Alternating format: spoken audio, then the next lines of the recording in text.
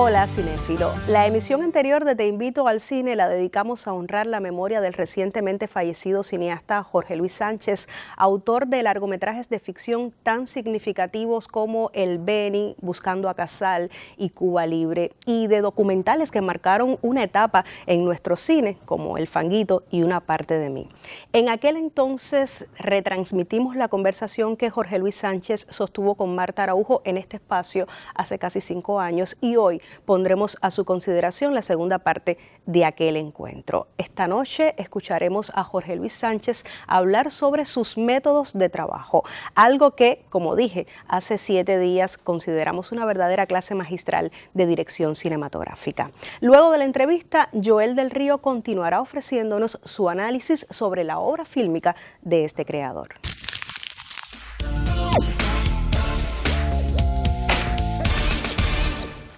Muy buenas noches, mis amigos del programa. Momento de la entrevista y nosotros seguimos conversando con el cineasta Jorge Luis Sánchez, este director de cine que estuvo cerca de 15 minutos casi hablando con nosotros, enseñándonos, transmitiéndonos, contándonos sus experiencias y que yo tengo el gusto de saludar otra vez, de darle las buenas noches y de seguir conversando con él. Buenas noches también. Muchas gracias por tu tiempo. Vamos a retomar la conversación de la semana anterior. Estábamos hablando de cómo trabaja Jorge Luis Sánchez y yo quiero que tú me digas de todo el proceso de filmación de una película, de todo el proceso de creación de una película. ¿Cuál es el que Jorge Luis Sánchez disfruta especialmente, el que más quiere, el que más le gusta? A ver, yo disfruto todo, desde la escritura del guión, que puedo estar 18 años, 20 años, como me ha pasado. La prefilmación, porque es donde se organiza la película. La filmación, donde empieza a aparecer todo eso que tú te imaginaste en la cabeza.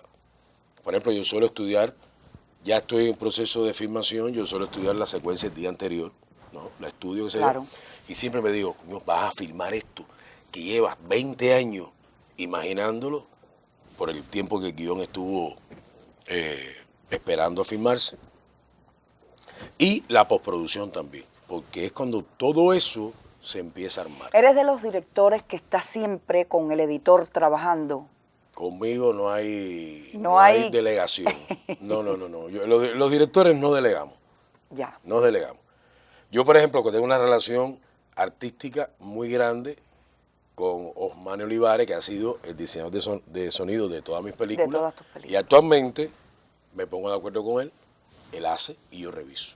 Pero nos ganamos esa confianza artística los dos. Pero yo no delego. Hay cosas que no se delegan, hay que estar ahí. ¿Por qué? Porque el cine lo hacen personas con niveles de subjetividad. Creadores, grandes creadores, el fotógrafo, el productor, el diseñador de arte, el sonidista, el editor. Pero la subjetividad que tiene que prevalecer o debe prevalecer es la del director. Es la del director. ¿Entiendes? Entonces, que dice la última palabra. Por supuesto, pero no es un problema de dictadura, sino sencillamente que hay una idea que uno trae y que la va a ser compartida con el resto de los creadores con los cuales uno trabaja. Sin embargo, yo tengo la percepción que tú eres una persona bien abierta a las sugerencias, aunque después termines haciendo lo que tú creas. Bueno, yo aprendí hace mucho tiempo que el mejor director es el que más escucha, ¿no? El fotógrafo te puede hacer una sugerencia importante, primer asistente de dirección, diseño de vestuario, etcétera, y uno tiene que estar abierto. Un director tiene pie en el acelerador y en el freno. ¿Por qué? ¡Qué bien! Porque a veces yo suelo decir, y esto no lo inventé, de que yo sé lo que no va en la película. Claro. Yo recuerdo que en el Beni, Julito Simonó, un extraordinario operador de cámara, me puso un plano precioso y le dije, sí, pero ese no es el plano de esta película. O sea, yo tengo algo que me dice, por ahí no. Lo que cabe, ahí está el aporte de todos los creadores, ¿entiendes? Tú dijiste una cosa la semana pasada que no te lo pude responder, perdona pero no quiero que se quede en el aire, sí. Un director tiene que ser un seductor. Un seductor. ¿Por qué razón? Porque mira, yo ahora estoy hablando contigo y de repente veo una situación determinada y digo, eso es un guión, y escribo. Ni tú te vas a enterar que yo escribí, ni lo que yo vi que me sugirió esa imagen o esa idea. Pasa el tiempo y de repente un día yo te llamo para que tú seas la actriz o la fotógrafa o lo que sea y tengo que lograr que tú hagas tuyo, personal, esta idea que yo vi hace 10 años, 5 años. Y que es la tuya. Y que es la mía. Entonces, y que es la tuya. Eso es un proceso que para mí es de un misterio y de un respeto enorme para cómo tú haces, cómo tú te compras mi idea y que en esa idea te vaya la vida. Yo te acuerdas de la soledad del director. Sí. ¿Entiendes? Entonces, perdón, que estoy un poquito acatarrado. Un director tiene que saber seducir. A veces necesito un actor enorme para un personaje que no es enorme. Claro. Entonces, ¿cómo tú lo compras? ¿Con dinero? No, seduciéndolo, explicándole. En fin, mira mis manos, porque a veces las palabras se me acaban, ¿no? Entonces, es un proceso, y me gustó mucho, pues esa palabra la dijiste tú, de seducción. Háblame de cuáles son estas herramientas, por lo menos fundamentales, porque sabes que estamos contra reloj, en tu trabajo para dirigir actores. Mira, para mí es fundamental. En las películas de ficción, todo lo que está en el set, la ambientación, la escenografía, las luces, el vestuario, maquillaje, pero todo eso va con un rostro, que es el actor. Por tanto, el actor para mí es fundamental en las películas y sobre todo, no solamente el tratamiento del actor, el respeto, por supuesto, el respeto obvio al actor de sus tiempos, en fin, sino la preparación. Yo considero que hay personajes que yo no te lo puedo dar hoy para hacerlo dentro de 2 meses. Yo creo que se necesita un estudio profundo del personaje, sobre todo cuando son personajes que tienen, como el caso del Beni, que tiene que bailar, que tiene que cantar. Entonces la actuación para mí es importante. Fíjate, perdóname, voy a robarme un ratico nada más. Solemos decir que el teatro es la madre de la actuación.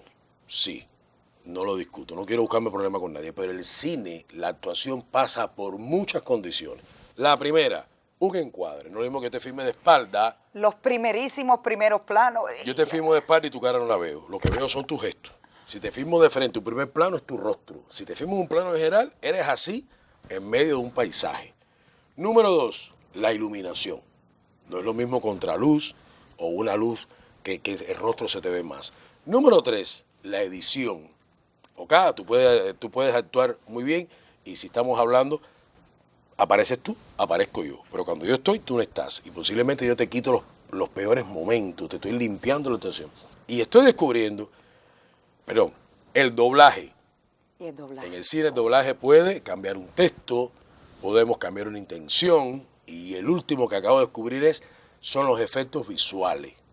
Porque ahora filmamos con una pantalla verde y allá atrás va un dragón, o va un dinosaurio, o va un león, tu rostro, el que tú pones aquí en relación con lo que está en el fondo. O sea, en el cine la actuación necesita de complementos propios del cine, que puede ser similar, propios del cine. Que puede ser similar a la televisión. Pero en el teatro tú estás parada y tú tienes que llenar toda la sala. En la última butaca yo no te veo los ojos.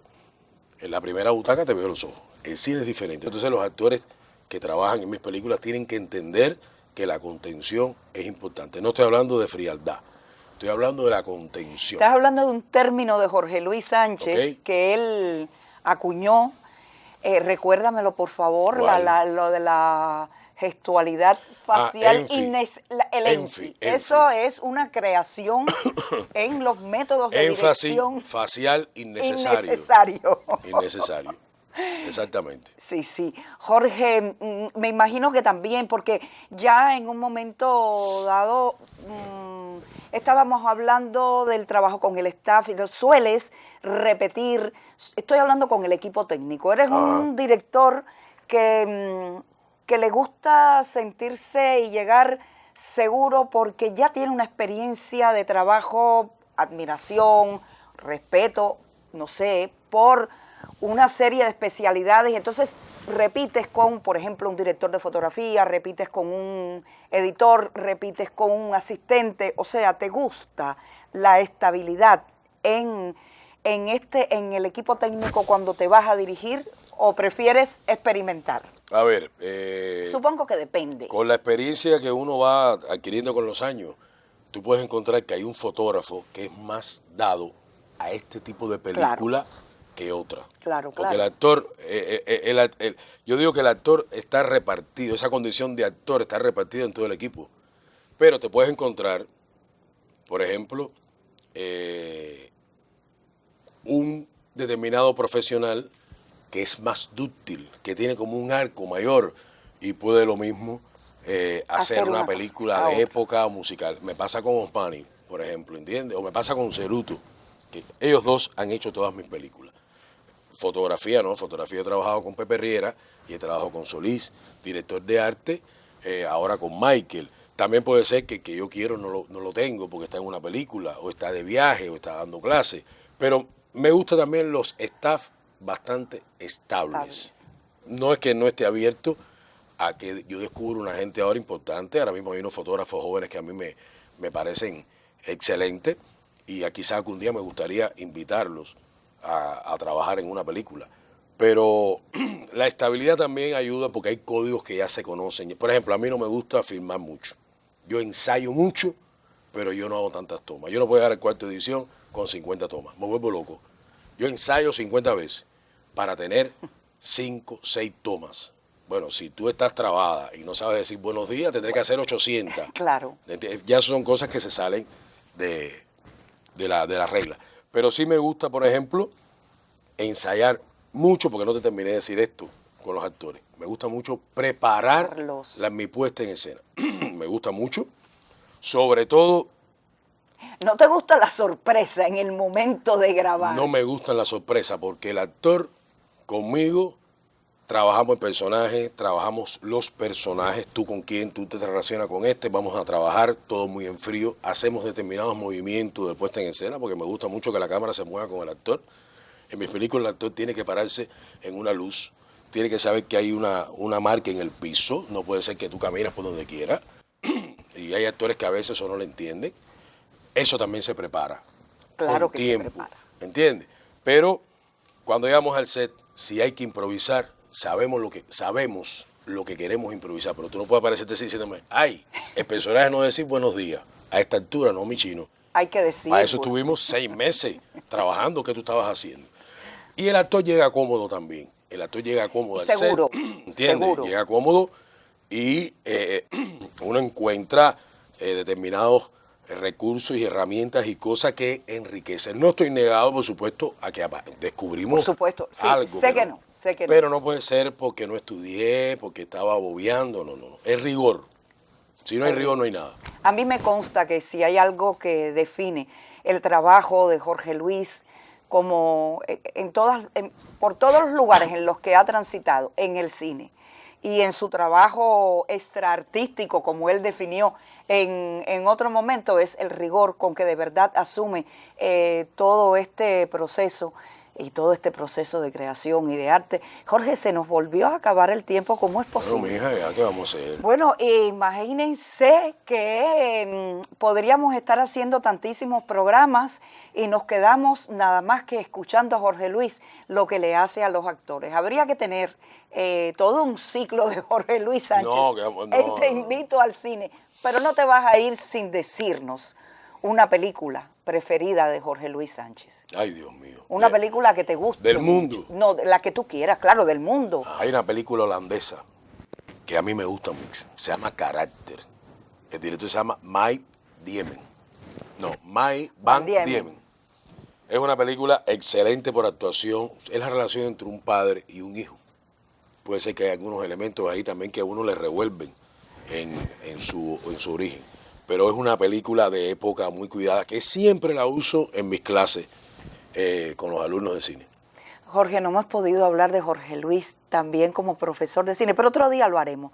Estoy segura que sí. Muchísimas gracias por haber estado aquí con nosotros, de verdad. Ha sido un placer, ha sido tan bueno que nos vamos a seguir viendo porque yo sé que tú vas a seguir.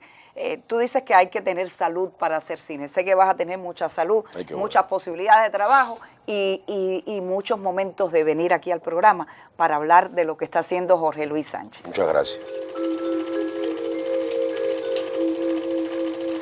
En el programa anterior hicimos un breve y somero recorrido por las primeras obras, los primeros trabajos en el audiovisual de Jorge Luis Sánchez, pero no mencionamos uno de sus primeros y más interesantes documentales, a la altura de comienzos de los años 90, donde este hombre, Jorge, pues marcó pauta en la creación audiovisual cubana, porque definió las dos líneas documentales principales de esa década, que son, por un lado, los documentales sociológicamente críticos, a través del Fanguito, que sí mencionamos en el programa anterior, y por otro lado, los programas los documentales, quiero decir, de salvamento cultural o de salvamento patrimonial de ciertos artistas, entre los cuales se cuenta Dónde está Casal, que es del año 90, y también Las sombras corrosivas de Fidelio Ponce aún. E incluso otro documental de esta época, en los años 90, Jorge se estuvo dedicando a una de estas dos líneas que ya mencioné, que es Y me gasto la vida, dedicado a Elena Burke, que increíblemente no tenía documentales en Cuba todavía. La más importante cantante del siglo XX cubano, es un criterio que se puede discutir, pero así lo pienso yo, pues no tenía documentales. Y Jorge establece en ese documental una conversación realmente exquisita con una mujer que era difícilmente entrevistable, al nivel de que eran muy amigos ya, y a veces es difícil entrevistar a los amigos, porque los amigos con los amigos conversan sobre cosas que solo los amigos saben. Ese nivel de complicidad tan delicioso se disfruta mucho en ese documental sobre Elena Burke. Y había aludido a Dónde está Casal, que por supuesto es la base. Incluso el guión de ese documental hablaba sobre la búsqueda de los restos de ese poeta y qué zonas de la creación de Jorge son más importantes en ese documental. Pues nada menos que esta de la intención de recuperar para la cultura cubana figuras que de alguna manera han permanecido en el margen, como el poeta Casal. Elena Burke no es el caso, pero también lo es Fidelio Ponce, que tenía fama de un pintor irascible, fuera de los círculos culturales y todas estas cosas. Y Jorge se concentra en la posibilidad de que congenien ciertos hábitos marginales o ciertas características que tradicionalmente se consideran marginales con lo más altamente artístico que se pueda considerar. Y eso está en el documental de Fidelio Ponce y está también en esa película que fue su debut en la ficción, que se llama El Beni, como todo el mundo sabe. Tal vez la obra maestra en la ficción de Jorge Luis Sánchez.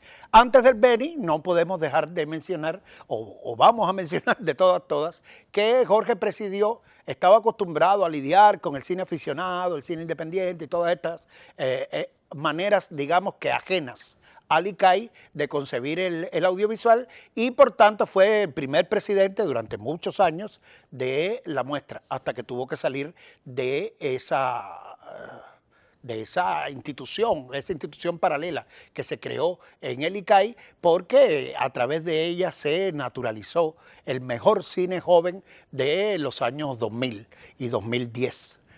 para allá. El caso es que Jorge, gracias a su presidencia, a que aupaba constantemente el surgimiento aupaba los nuevos talentos a través de la muestra, allí se glorificaron bajo su égida, por así decirlo, películas como Utopía, que hoy están en el mapa imprescindible del cine cubano, como 3x2, todo Esteban Insausti, y las manos y el ángel, Lester Hamlet, Pavel Giró, todos esos jóvenes, la generación más veterana del cine joven, le debe a la muestra y a Jorge Luis Sánchez, como a su carácter de promotor cultural, haberse consagrado en la muestra joven del ICAI. Entonces llegamos al Beni. Jorge tuvo que abandonar la muestra para dedicarse a su propia obra. ¿Qué cosa es el Beni? Pues la culminación del cine de Jorge Luis, en tanto reconcilia algunos de los intereses que recorren toda su obra.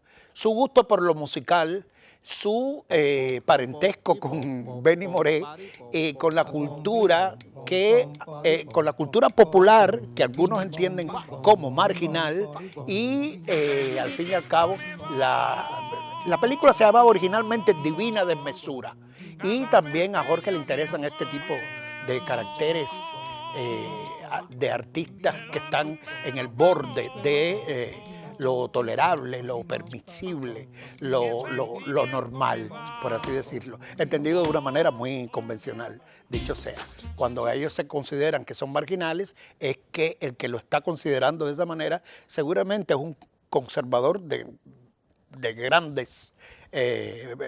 magnitud, por así decirlo. Entonces el Beni fue una fiesta que tuvo muchísimos problemas para hacerla Jorge Luis, problemas de tipo económico, y sobre todo porque el actor que había elegido no se parecía en nada al Beni.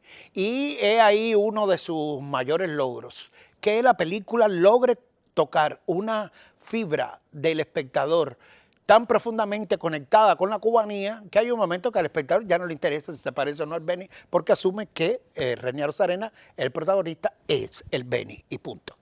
Después vinieron otras películas. Después Jorge se dedicó a muchísimos otros empeños, estuvo dando clases en la ICTV muchísimo tiempo, en Fanca, se convirtió en formador de cineastas, un trabajo que venía haciendo desde mucho antes, según hemos mencionado, en muchas instituciones de las cuales participó.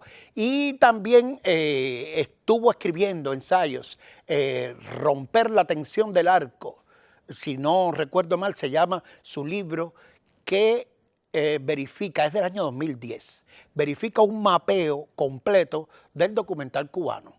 Y un mapeo sin miedo. Él cataloga como bueno lo que a él le parece bueno y explica por qué. Jorge siempre fue una persona provocativa, en el sentido de que no tenía miedo a expresar sus opiniones ante nadie, y están también en este excelente libro de Romper la tensión del arco. También estaban Cuba Libre, que mencionamos en el otro programa, sus otras películas de ficción, irremediablemente juntos, un musical criticadísimo, pero un musical sociológico, antirracista, imagínense ustedes, que también pagó el precio de la poca experiencia que se tenía en ese género en Cuba. Y bueno, la muerte lo sorprendió mientras estaba haciendo Performance, una que iba a ser su nueva película y que, según leí en noticias del ICAI, en algunas noticias que el instituto colocó en su página, es posible que termine su equipo, que su equipo le dé vías de termine no, porque la película no estaba ni siquiera comenzada, estaba en etapa de prefilmación, pero a lo mejor ellos logran llevarla a vías de hecho. Si consiguen los recursos, y sería bueno, en homenaje a ese gran creador que fue siempre problemático en el mejor sentido, porque había que problematizar las cosas para tratar de que mejoraran. Y a eso se dedicó el cine de Jorge. Por suerte para todos los espectadores que disfrutamos sus películas. Cinéfilo, hemos tenido 2 noches de lujo en estas últimas emisiones, pues como merecido homenaje a la memoria del recientemente fallecido cineasta Jorge Luis Sánchez, hemos retransmitido la conversación que sostuvo con Marta Araujo en abril del año 2020. Una nueva oportunidad para acercarnos a la pasión que vivió por el cine este creador, conocido por ser un trabajador incansable, un detallista empedernido y un conversador tan locuaz que también hablaba con las manos. La próxima semana estaremos dialogando con otro cineasta de una generación más reciente, pero que ha seguido el camino del homenajeado de hoy. Así que no faltes el próximo viernes en la noche, siempre por la señal del canal educativo. Así me das la oportunidad de decirte una vez más, te invito al cine.